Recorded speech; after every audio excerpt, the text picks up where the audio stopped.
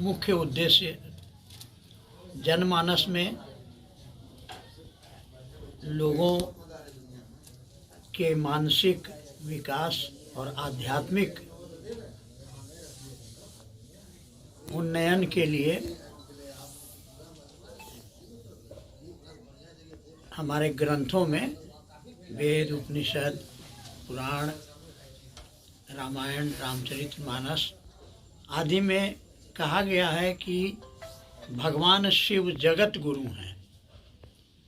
वो जगत गुरु हैं, वो समझते हैं कि सारा जगत मेरा है, लेकिन मनुष्य उनको अपना नहीं मानता है। तो लोगों में इस चेतना को जगाना है कि वो भगवान शिव के गुरु स्वरूप से जुड़े, उनको अपना गुरु बनाएं।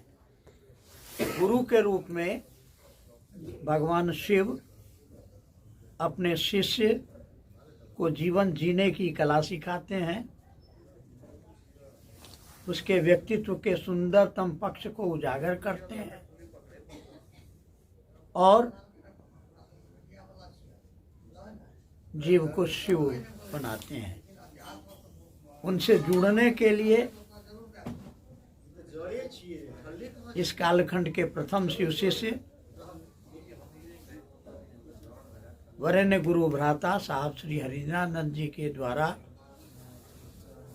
बताए गए 3 सूत्रों के बारे में जनमानस को परिचित कराना और उनको शिष्य के रूप में भगवान शिव के गुरु रूप से जुड़ने के लिए प्रेरित करना, इसी उद्देश्य से आज की ये हमारी बैठक हुई। वर्तमान समय में मानव के जीवन में शिव का देव रूप में होना और शिव का गुरु रूप में होना कितना महत्व रखता है?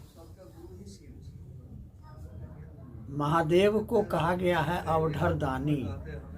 आप उनसे जो मांगेंगे, तो जो दानी होता है वो दान में विवेक का प्रयोग नहीं करता है।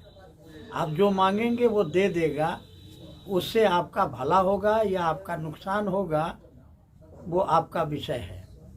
जैसे कहा जाता है, जो कहानियाँ हैं कि रावण ने महादेव को प्रसन्न करके त्रिलोक की शक्ति मांगी और अंततः ज्ञान के अभाव में रहा न कोई रोबनहारा। वही महादेव गुरु के रूप में, जब भी गुरु के रूप में वो एक्ट करेंगे तो अपने शिष्य को वो चीज़ें कदापि नहीं देंगे जिससे शिष्य का अनिष्ट हो। वो वही देंगे जिससे कि उसका भला हो, उसका कल्याण हो। तो मौलिक अंतर आ गया दानी महादेव में और ज्ञानदाता महादेव। वर्तमान समय में लोगों की एक बहुत बड़ी आबादी नास्तिक होती जा रही है, जो धर्म और आस्था से जिसे कोई मतलब नहीं है। तो ऐसे लोगों को आप धर्म से या फिर गुरु से कैसे जोड़ पाएंगे? सबसे पहली बात है कि हम लोग धर्म की बात नहीं कर रहे हैं। यह विशुद्ध आध्यात्मिक अवधारणा है। भगवान शिव की के जगत गुरु स्वरूप और उनकी शिष्यता भारतीय संस्कृति की एक सबसे महत्वपूर्ण अवधारणा है। ये हमारी संस्कृति में रची बसी हुई है और यह मानव मात्र पर लागू होता है। यह इसमें न जाति का बंधन है, न धर्म का बंधन है, न खान पान की कोई उसमें बंधन है। बस मनुष्य मात्र, कोई भी व्यक्ति मनुष्य शरीर में यदि है तो वो भगवान शिव का शिष्य हो सकता है, उनकी शिष्यता ग्रहण कर सकता है और उसके जीवन में गुरु की दया से प्रेम के फूल खिल सकते हैं, मानवता उसके अंदर फलित हो सकती है। कई लोगों का यह भी मानना है कि गुरु वो है जो साक्षात दिखाई देते हैं और शिव अदृश्य है, तो फिर कैसे उनका प्रभाव उनके जीवन पर पड़ेगा? देखिए, मान्यता कोई कुछ मान ले, बहुत सारी चीज़ें हैं जो हम नहीं देखते हैं, लेकिन उनका अस्तित्व है। जैसे आपने अपनी पीठ देखी है, लेकिन है कि नहीं है? तो यह कहना कि नहीं है, इसी तरह से आप इलेक्ट्रिक करंट को देखे हैं, लेकिन उसका अस्तित्व है। हाँ, उसे आप किसी आदमी को जिला भी सकते हैं और उसको मार भी सकते हैं, उसका विविध उपयोग है। तो ये मान्यता कि वो दिखते नहीं हैं। दूसरी बात कि वह महादेव आज भी मंदिरों में, शिव मंदिरों में लाखों लोग जाते हैं, जल चढ़ाते हैं, और उनसे आप पूछ कर देखिए, वो बताते हैं कि हमने महादेव से मन्नत मांगी थी और उनकी मन्नत पूरी हो जाती है। वर्तमान समय में भारत के अलावा किन किन देशों में शिव शिष्य की ये प्रथा चली आ रही है, और लगभग कितने, भारत के अलावा कितने देशों में शिव शिष्य बन चुके हैं अब तक? जो भारतवर्ष से बाहर के देशों में गए, जैसे अमेरिका में भी कुछ लोग हैं, ब्रिटेन में भी हैं, फ्रांस में भी हैं, मलेशिया में भी है, यहाँ से हमारे जो भारत के लोग हैं शिव शिष्य के बन करके काम से अपने गए हैं, तो साथ में इस धारणा को भी लेते गए हैं और वहाँ प्रयास करते हैं कि हम, और लोग जुड़ते भी जा रहे हैं।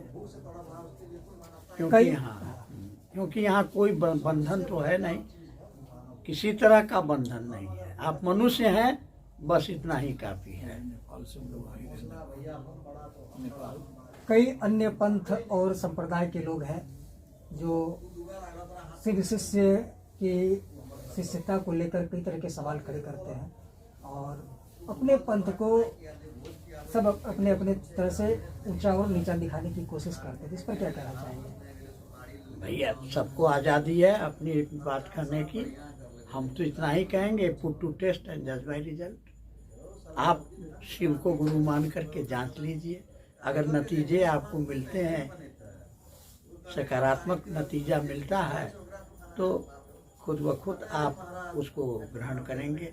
शिव की शिष्यता लेने के लिए क्या क्या चीजें जरूरत है? बस आपका आदमी होना जरूरी है और आपके अंदर संकल्प की जरूरत है। क्या इसमें उम्र का कोई बंधन? कोई बंधन नहीं। उम्र का है 9 साल की उम्र, थोड़ी समझ होनी चाहिए। 9 साल के बाद कोई भी आदमी शिव को अपना गुरु मान सकता है। बाकी के पंथों में देखा जाता है या किसी भी संप्रदाय में देखा जाता है, जब वो किसी धर्म विशेष से जुड़ते हैं या किसी संप्रदाय से या किसी पंथ से जुड़ते हैं, तो उनका एक अलग रूप रंग और व्यवहार हो जाता है, उनका एक ड्रेस कोड बदल जाता है। लेकिन शिव की परंपरा में ऐसा नहीं देखा जा रहा। जो जिस कपड़े में है, जो जिस वेशभूषा में है, उसी रूप में वो शिव चर्चा में आते हैं और शिव के कार्य करते हैं।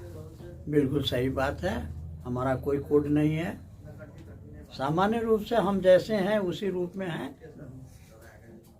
उसी रूप में अपने भगवान को याद करते हैं, अपने गुरु को याद करते हैं, और गुरु के आदेश से लोगों को शिव का शिष्य बनने के लिए उनसे विनती करते हैं कि भैया शिव को गुरु मान करके देख लीजिए आप भी।